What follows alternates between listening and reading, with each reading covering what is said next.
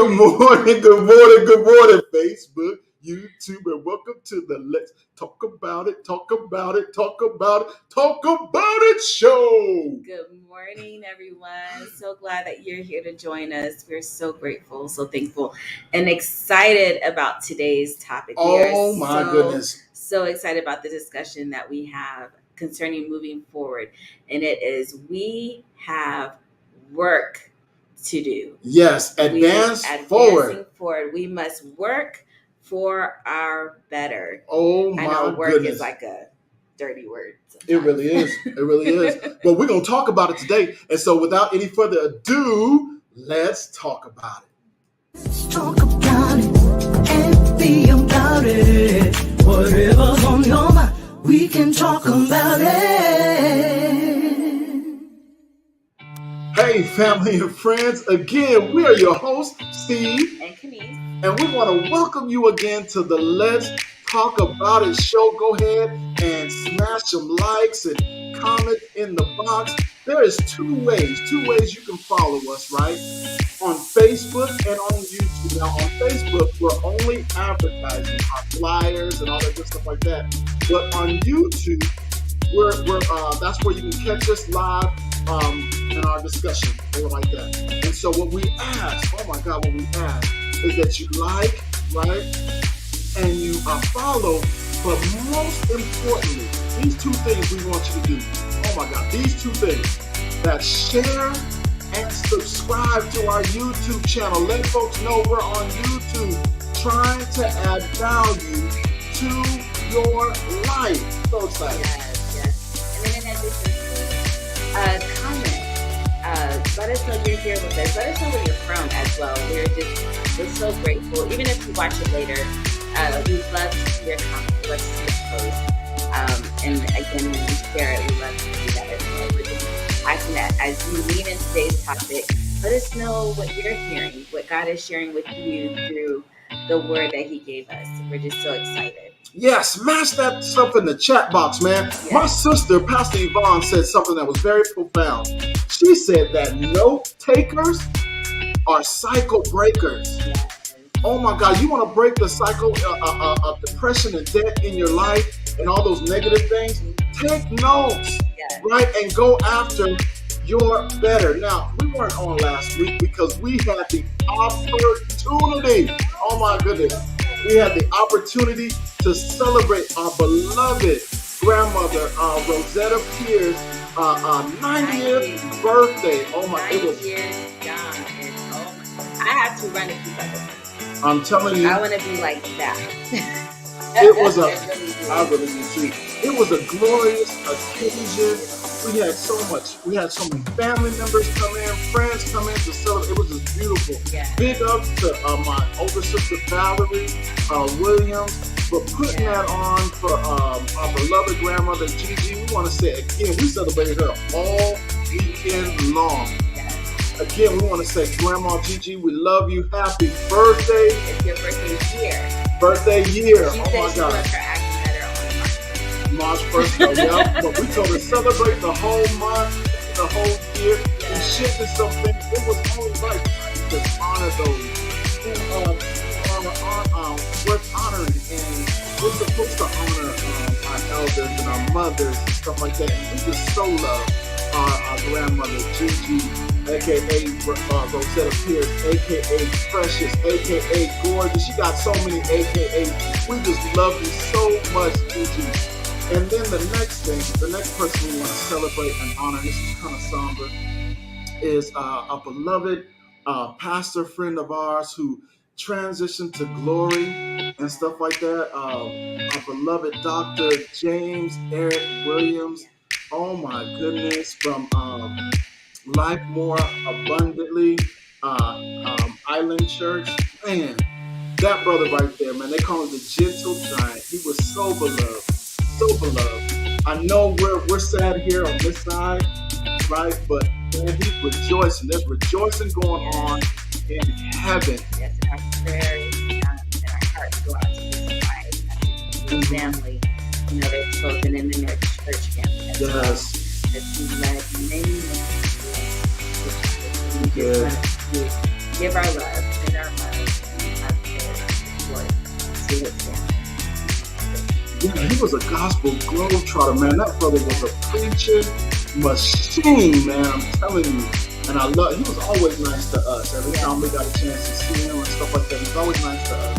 And so, yes, we're praying for his family and his loved ones and his church family and whatnot. And then, while we're wearing these shirts, we're better together. Is this weekend is Valentine's Day weekend. Oh my God, Monday is Valentine's Day. And I'm here with my Valentine's, Kenise, my wife for life, the mother of my children. I just love doing ministry and spending life with you. And guess what? I got a special surprise. Under Roos! Oh my goodness. Yeah. Look at you, boy. I got you an early Valentine's Day gift and stuff like that. Happy Valentine's Day, because I'm hoping. You can open it now. I'm hoping you're gonna wear it on Sunday. No way. Yup. How did you this secret? I'm always getting the mail. I'm always getting packages. I know everything that comes in the house. So this is a true surprise. I call these my twin shoes. Yes. They're these Rocky shoes. I bought her a pair for Christmas, and she said, "I wish I had a black pair so I can wear them with everything." I know. That was her favorite color, but she said she wanted a black pair so she can wear them with anything, and so. These are definitely like These are like the best comfortable, bestest shoes ever. Oh, did I do good? You did really. Awesome. You really surprised me. I really surprised you? Yeah, because I knew about the first pair. She did, because I wasn't good. I'm telling you, Pastor didn't have a little joke that Haley came home wanted, especially this one right here. And for me to surprise her, it's all. I'm really surprised. I like to get my wife certain things. And you should want to do that on Valentine's Day or any day. You shouldn't wait for just a day. You should want to do that any day. And so I'm so glad I got the opportunity to do this for my precious wife. And so, man, we done took up a lot of time because we got a lot of things to say about this topic here, family. Oh my goodness. And so we're going to get into it. And so our topic for today is like we said earlier, is advancing forward, right? We must work for our better. Yes. Advancing forward, we must work for our better. And we got 2 jump off scriptures today, and we're going to tag team it because why? We are better together. So I'm gonna read Exodus chapter 14, 13 through 15 in the New King James, and then my wife is gonna read John 9, 4 A in the Message Bible. And so it reads like this. And Moses said to the people, "Do not be afraid." We're going to talk about fear today, right? Do not be afraid. Stand still and see the salvation of the Lord, which he will accomplish for you today. Goes on to say, "For the Egyptians whom you see today, you shall see again no more forever. The Lord will fight for you, and you shall hold your peace." And the Lord said to Moses, he said, "Why do you cry to me? Tell the children of Israel to go forward." Yes. And then John 9 and 4 reads, "We need to be energetically at work." There's that word again, work. Mm-hmm. "For the one who sent me here, working while the sun shines." Oh my goodness. It says energetically. We're supposed to be working. Yeah. Energize the bunnies. So we're not supposed to be working and looking like, oh my God, I gotta go to work. Oh my God, I gotta serve. We're supposed to be energetically working, perky, vivacious. So we stated this year's mantra, right, is advancing forward. God has better for you. God has better for you. God has better for me. Come on, family. Let's say God has better for God you. has better for you. If you're in the room with somebody, please point to them and say, God has better for them, or God has Yes. better for you. And if you're not, get in front of a mirror and say, God has better for you. You got Yes. to believe that. Our mantra, though, it stems from the mantra that our Bishop Jesse Giddens, has given to his organization, DEMA. That's the ministry that we are a part of. And that mantra is, advancing forward, we have work to do in 2022. Now, I shared with you the other day, babe, that when he told me that mantra, right, I get excited. I have a love. I get excited and somewhat state of depression because, whenever we get these mantras, I know God is going to work that word out in my life. It's going to be a challenge. And so when he said, advancing forward, yay, we got work to do. I was like, oh, what? man. We And can't God, just move forward without doing something? without doing something? Yeah, God said, nope, not going to happen. We have work to do. And I was just like, God, and God told me, you got a lot of work to do, son. A lot of work, a lot of catching up to do. And I was like, oh my God. He said, but guess what? You're going to be the better for it. And so that's why God gave me our personal mantra for KLM, and let's talk about it, which is advancing forward. We must work for our better. Yes. It's important for us to realize that in order for us to advance toward our better life in Christ, we have to work for it. Somebody say, I got to work for it. I have to work for it. We cannot, saints of God, we cannot just sit and wait for the sweet by and by, right? Believing God is the big genie in the sky going to make all our problems go bye-bye. That's not going to happen. No. It is not going to happen. No, we have to do the work in order to receive our better. Yeah, and it reminds me of something that Bishop says. He says, the church is the only place that is just lagging behind. The world is moving forward. The world has methods and meetings and they're advancing in everything. Even during COVID, the world is moving forward. Why isn't the church doing so as well? We should be moving forward. Amazon and all them was still making gazillions of dollars in 2020 while everybody was shut down. Yeah, but I think it's because us as Christians, we think that God is magical. Oh my goodness. Things are just going to magically appear, like you said, the genie in the sky or whatever. Right. Things are just magically appear. However, that is not so. God is not magical. He is methodical. Oh my God. Say that again, babe. God is not magical. God is methodical. Please put that in the chat box. Yes, he has plans for our lives. That's good. And plans to me until, like, when I think of work, there's plans for work, there's plans for, but there's budgets, there's different things that we have to plan for. And if you fail to plan, you plan to fail. Absolutely. So I mean, that's just life. And God is not magical. He is methodical. And it reads in Jeremiah 29:11, for I know the plans I have for you. More than one plan. More than one. More than one. Okay. Says the Lord. They are plans for good and not for disaster, to give you a future and a hope. That's good. And then Psalm 33:11 reads, his destiny plan for the earth stands sure. His forever plan remains in place and will never fail. So it sounds like his plans are established and will never change no matter what. Will never change. So guess what needs to change? Hello. I need to change. I have to change. So in order for us to receive the hope and the future that God has for our lives, we must be willing to work out his plan that he's already established for us. Work it out. Work it out. We must work God's plan, as Jesus said in our opening text, energetically,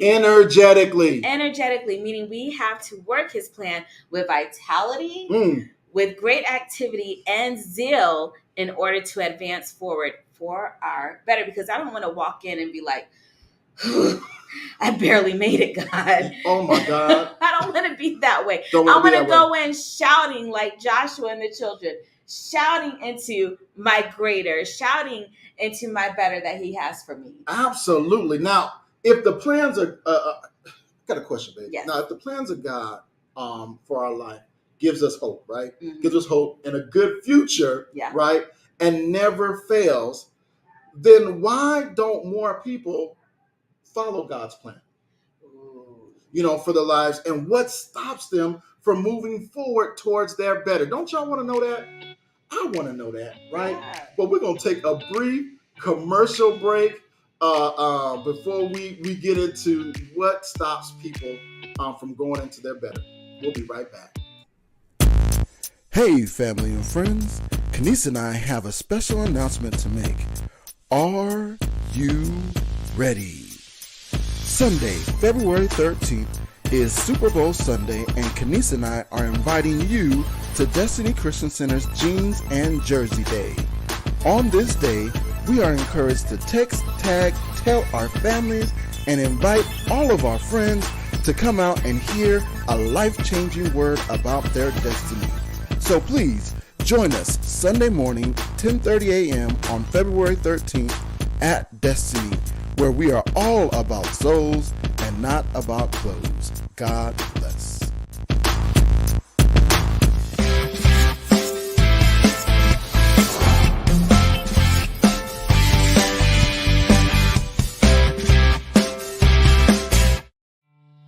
Hey, welcome back. Welcome back. Yes. Oh my goodness. If you ain't got nowhere to be on this Sunday, I'm telling you, Destiny is the place to be. And chances are you do have somewhere to be, but that game don't start till when?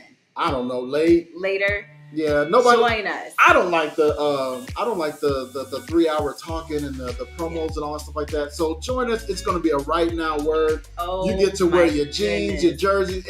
Really, Destiny it's really not about clothes there. Folks may think it is because sometimes we look sharp, but it really isn't about clothes in there. It's about the souls of the people. And so we're inviting you, 14380 I'ma Ghost Road, 10:30 a.m. Yes. Be in the place. We're going to be there safely, right? We're going to have safety measures and all that good stuff like that. So please be there. Invite some friends, your family, stuff like that. It's going to be popping. Yes. So back to what we were discussing. What stops us from moving forward? Oh God, I'm glad you asked. That's what we were talking about before we got interrupted by that lovely announcement. What stops most people from moving forward is a nasty 4-letter word. What? And that word is fear. F-E-A-R. And I love the way our bishop likes to describe it. Fear is false evidence appearing real. Fear can be paralyzing. And cause people to stay stagnant and not move forward towards their better life. It can play tricks on our minds, saints, and have you seeing and saying things that are not true. And here's an example that I got, right?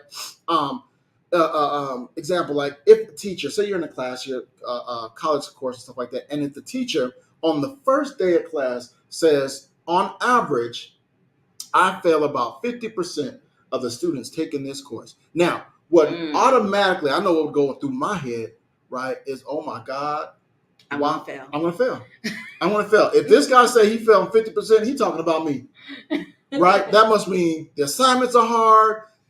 They're belabored, and I don't like a whole lot of assignments, and I just can't do it. Oh gosh, I can't do it. And what tends to happen is some people either drop the class, or they go through class with that mindset and they fail, right? They believe the assignments are too overwhelming and difficult. And what's the point? Therefore, they either don't do well or they drop the class altogether. Yeah, and this is something that we saw in our opening test with the children of Israel. When they saw Pharaoh in Egypt, I mean, they're fresh out of Egypt, right? Fresh out of bondage. They're fresh out of Egypt, and they see Pharaoh and the chariots and the army coming after them. Yep. Marching after them, and they were so afraid, and they cried out to God because they've already seen the evidence of God, the miracles that he had done to get them to the place that they were going to. However, they were so upset with Moses because all of a sudden things aren't the way they thought it was. It wasn't as smooth sailing. Right. And so they said, for it would have been better for us to serve the Egyptians than to die in the wilderness. That's something. Oh my I'd rather goodness. stay a slave than have somebody chasing me that I can run from. I'd rather stay a slave. But because of their fear, they were ready to turn back because they were afraid. Mm, Even though they saw everything that God did, they're being chased, and now I want to go back. It would just be better. Let's just surrender and go back. mm. They actually believe that it would be better in bondage than to be Bondage. free in the land that God promised them. Mm. But how many times have we received that promising word? Sunday morning, Wednesday night from our man and women of God. Have we received a promising word from the Lord and get excited? I get excited. I get excited when I hear the word Sunday and Wednesday, and in between when I listen to it over again. And then for my devotionals from the word itself. Mm-hmm. But at the first sign of adversity, the first sign of, this went wrong, or this isn't going as planned. The kids are acting crazy. I'm ready to just quit. How many times do I do that? That is fear, and we cannot allow our fears to make us lose focus and act foolish. Go back to slavery. Please, somebody. No. Say, I'm not going to be foolish and lose my focus. Not going to be foolish. Not going to allow fear to cause me to act foolish and think it's better before Christ. Back then. You know what I'm saying? So there's three types. There's three types of fear that we're going to talk about today that prevent us from wanting to go forward. And these three types of fear are fear of failure, fear of rejection, and fear of movement and change. Oh my God. Let me say that again. There's three types of fear. I'm sure there's all kind of fear, but these are the three fears we're going to deal with today. Fear of failure, fear of rejection, and fear of movement/change. Fear of failure. That's what we're going to deal with right now. Yes. For the most part, no one in life loves to fail. Why? No. Because nobody wants to be embarrassed. Nobody wants to look like a fool. Think about it. You got people, adults, mothers and fathers who will not go back to college. Why? Because they don't want to look like a failure, a fool with all these young 20-year-olds or teenagers and look foolish, right? So they don't want to go back and get that degree.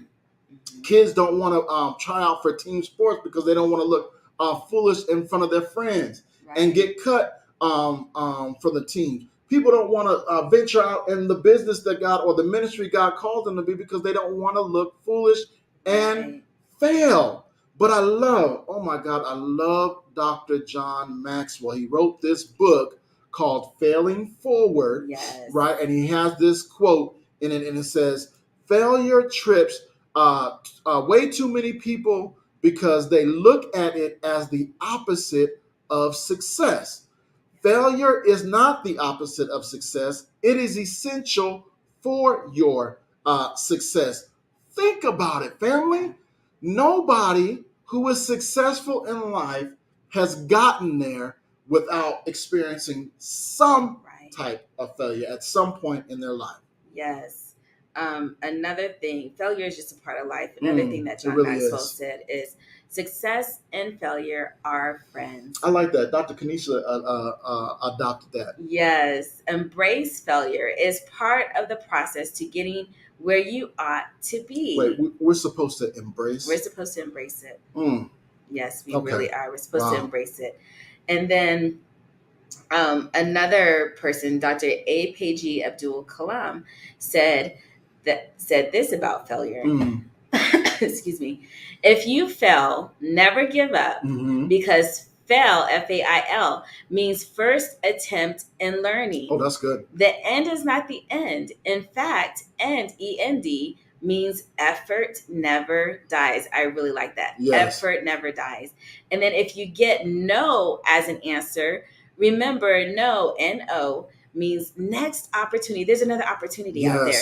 So let's be positive. And I think that's the thing is we have to stay positive. We have to keep our minds right. We have to keep our minds focused on the promise that he has for us. For it says in Proverbs 24:16, for a just man falleth or falls 7 times and rises up again.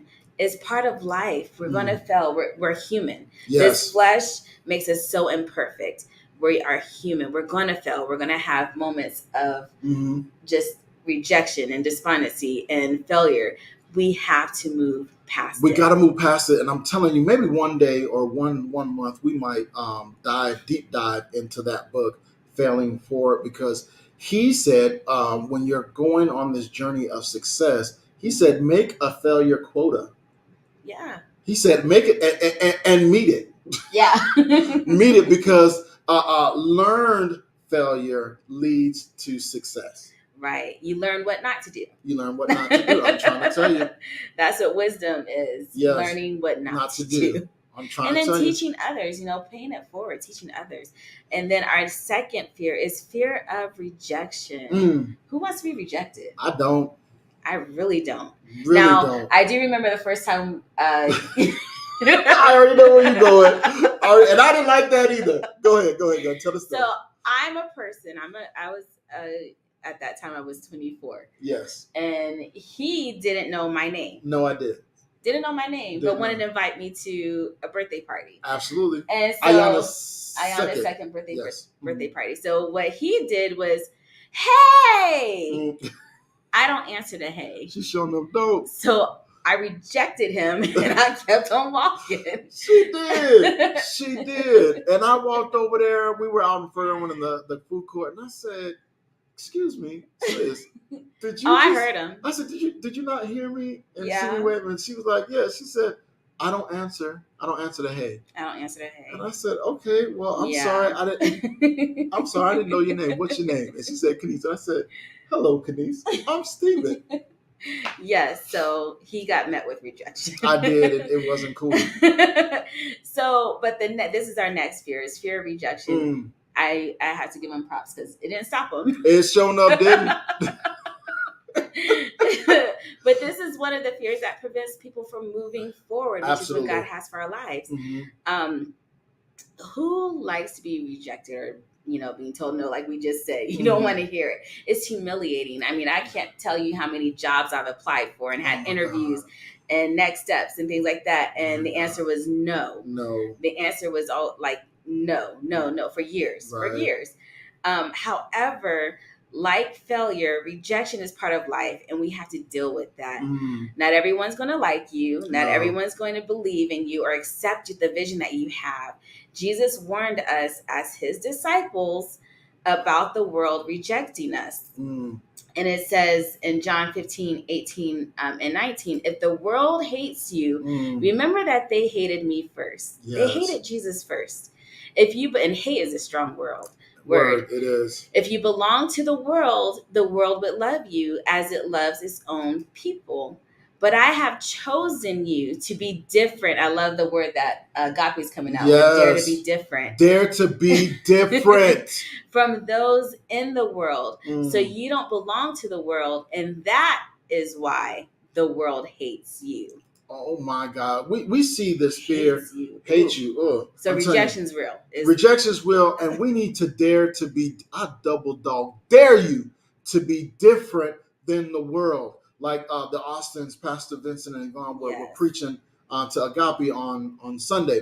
We see this fear of rejection played out in the life of Moses. Oh my goodness. In Exodus 2, 11 and 12. Moses decided one day, right, that he said, you know what? I've been hearing my mother who raised me tell me I'm going to be the deliverer of Israel, right? So he woke up one day and said, you know what? I'm looking at his kinsmen, and he saw one of them being mistreated by the Egyptian, and he was like, you know what? I want to be their deliverer, and I want to take care of this Egyptian right now, right? And so he killed the Egyptian, thinking that Israel was going to throw a party for him. And you might be asking, why would Moses make a decision like that, right? Well-educated, right? He was brought up in Pharaoh. Why would he make such a dire decision like that? Well, in Acts chapter 7, right, it helps us. It says, and seeing one of them being wrong, one of the Israelites being wrong, he defended the oppressed man and avenged him by striking down the Egyptian. Goes on to say, he supposed that his brothers would understand that God was giving them salvation by his hand, and they did not, but they did not understand. They didn't understand it, right? And we know that because he came out the next day, right? This is the first time he got rejected. Came out the next day and saw two Hebrews brothers fighting amongst themselves and said, hey, you guys shouldn't be doing that. And they said, what is it to you? Why is this your business? How is this your business? Are you going to do to us like you did that Egyptian? Yeesh. And he was like, ouch. Yeah, he got caught. He got caught and was scared and then rejected. And rejected. Moses did what most of us do when it comes to situations that we're trying to get out of. We try to use our own rationalization to seek to accomplish a divine objective. Right. And you couldn't be, I'm telling you, it's a major miscalculation. Major miscalculation. And that fear of rejection caused Moses to spend so many years in the backside of the desert and then argue with God and tell him, man, I don't want to go back to Egypt. Pharaoh was trying to kill me, and the Egyptians and the Israelites who you want me to free rejected me. Yeah. Right? But God didn't let him off that easy, and didn't give him an excuse, and gave him the plan on how he was to free the people of Israel. So the way to deal with rejection and get beyond it is not to give your best shot. Yes, Moses tried to give his best shot there. You need a completely new revelation of God and a new vision of what he wants to do in and through you. It shouldn't be based on us, on me. Yes. What I think is best, what I think is right. It should be based on what God says is right. To do this, you must release your pride. I have to release my pride in order to receive God's perfect plan for my life. Oh my goodness. And can we get like 5 more minutes to get this last point out? Fear of, because this is where I wanted to get to. Fear of movement and change. Oh my goodness. I think it's one of the number one forward moving stoppers. Yeah. Wouldn't you say that? Yeah. Fear of movement and change. I'm so comfortable here. Oh my God. What happens here is people become like to be people here like complacency and comfortability more than the risk of moving towards their destiny. The Bible warns us. Oh my God. Can I say that again? What happens here is people like complacency and comfortability more than the risk of moving towards their destiny. The Bible warns us in Amos 6:1. It says, woe to you who are complacent in Zion, to you who feel secure on Mount Samaria, you noble men. These men and women are noble. That means they got a little bit of the foremost nation to whom people of the Israel come. You see, what happens is sometimes we reach a place in life where everything seems to be okay. Everything seems to be working out, right? And we think things can't possibly get any better. We believe if we go out and try something new, we'll lose everything or lose the better that we have. And this reminds me because I love my pastor brother, Pastor Vince, because he says this. He says movies are ministries, right? And I believe that to be so. And so this reminds me of this movie called The Endgame. That's the Marvel movie. It was the last climactic movie of the Avengers. And what happened was after Tony Stark and them lost and stuff like that, Captain Marvel brought them back to Earth, him and Nebula back to Earth, and he realized that, oh man, I got a second chance with my wife, Pepper Potts, all this good stuff. 5 years pass, right? He builds a wonderful life with his wife. They have a daughter named Morgan. They're living it up in the woods, nice little cottage in the woods and stuff like that, just living it up, man, thinking he's got it all. And then Captain America, Black Widow, and Ant-Man come with this plan on how they can get everything and everyone back that they lost, that Thanos took. And Tony Stark was like, you know what? I'm not going to risk. I don't believe I need to risk what I have right now in order to get, in order to go after this time heist, Yeah. right? He was comfortable. Family, we can't be comfortable in success. It's a journey. It's a never-ending journey. We got to continue to go after. Reminds me of Caleb. Mm-hmm. God told Joshua and Caleb at 80, Yeah. you still have more to do. Go Yeah. after it. And those jokers, man, I'm telling you, They took it. they took it. Yes.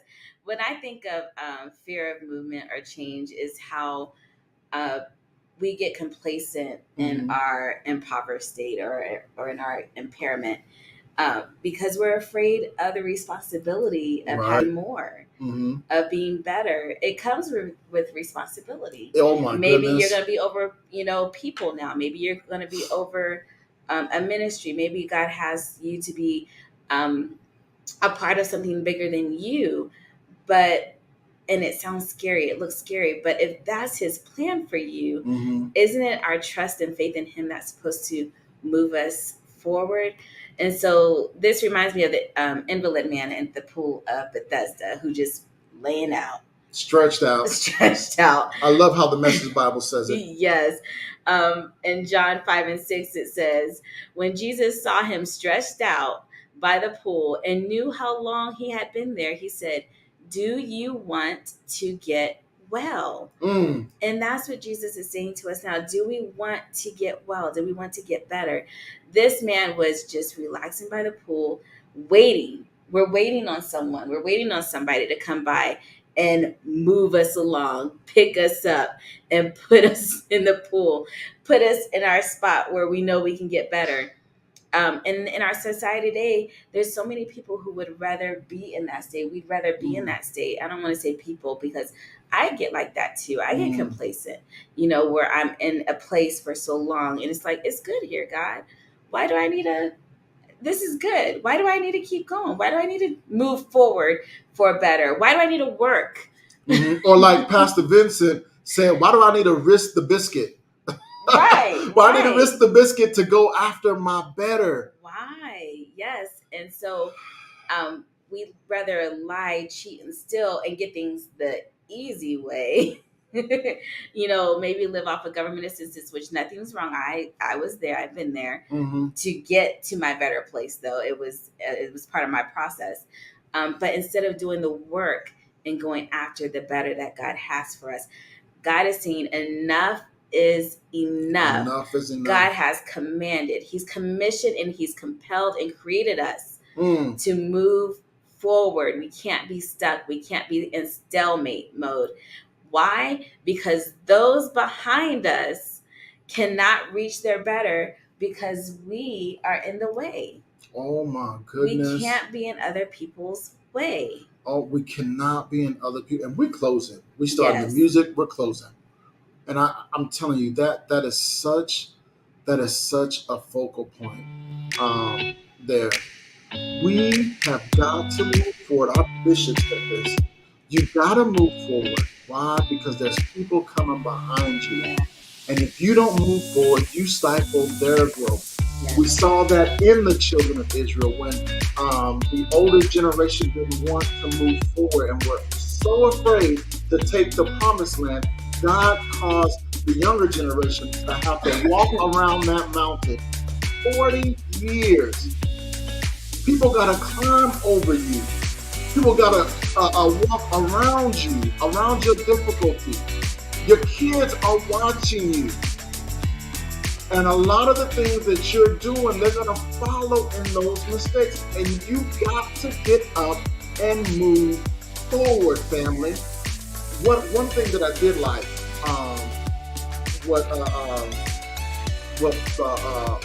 how God helped Moses pass this fear of rejection and fear of failure, and how to get his better life.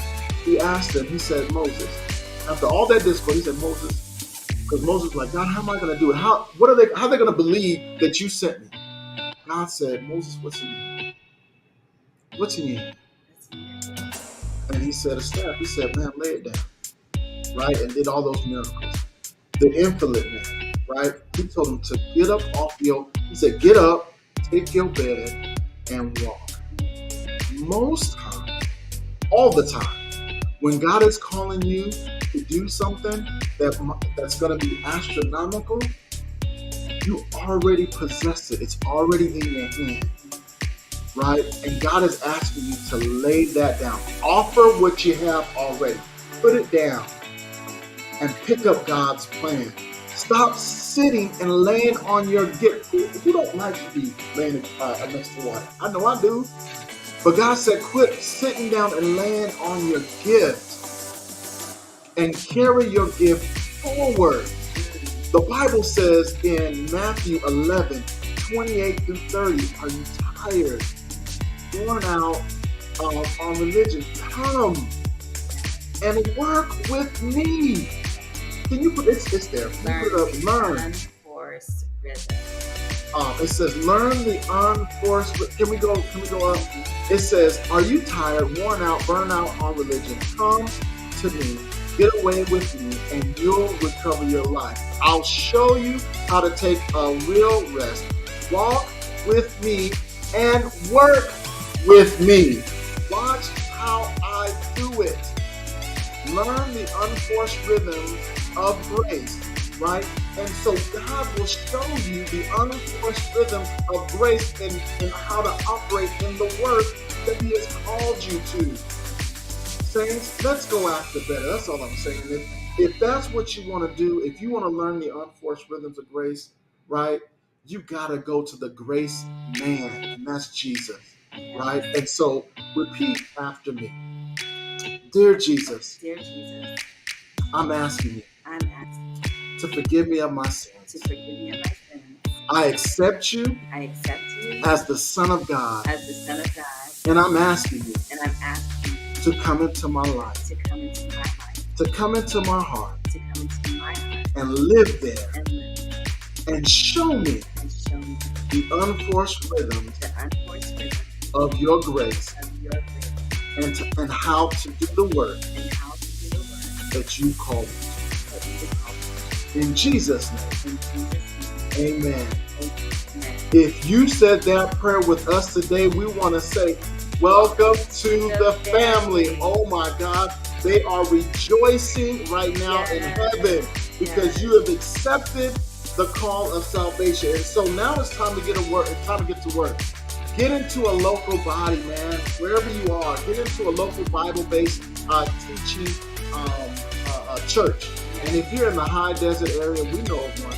Destiny Christian Center, 14380 Amargosa Road, with our angels, our pastors, Bishop Jesse and Dr. Helene Giddens, where their mantra and their motto is advancing the kingdom forward, right? We have work to do, right? And we're taking you from your desert into your destiny season. Oh my God. And now that we talked about it, let's go out and be about it. Be the change that God has called you to be and advance forward towards your destiny. God bless you guys, and we will see you next Saturday. Bye. Thank you for joining the Let's Talk About It live broadcast with Steve and Kenise Haley. We pray that today's show has inspired you to be the change in the world that you want to see and to act now to become that change. If you enjoyed today's live broadcast, like, follow, subscribe, share, and click on the notification button so you don't miss out on any and all future shows. Also, if you do not have a church home that you fellowship in, we are inviting you to join us and follow our pastors, Bishop Jesse and Dr. Helene Giddens, pastors and founders of Destiny Christian Center, Victorville, California, via Facebook and Instagram Live every Sunday morning at 10:30 a.m. and every Wednesday evening at 7 p.m. Pacific Standard Time. You can also go to the church's website at destinychristiancenter.org and view services there. At Destiny Christian Center, you will receive a Right Now word giving you the keys to victorious Christian